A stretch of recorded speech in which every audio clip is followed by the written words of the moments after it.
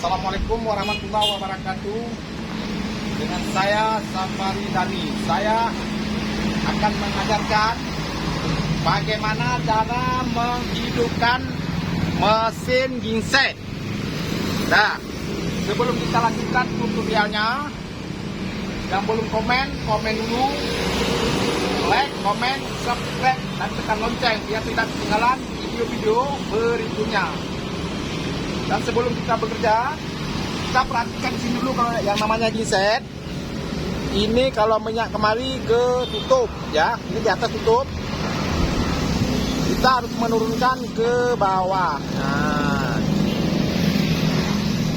di sebelah sini, ini namanya on off, ya. Nah, ini on off, ini on off. Tapi kalau kita mau kasih hidup, tetap ke atas. Mari kita coba hidupkan. Sekarang sebelum kita kasih hidup, ini namanya cok, ya. Coknya kita tekan kemari. Tarik ya.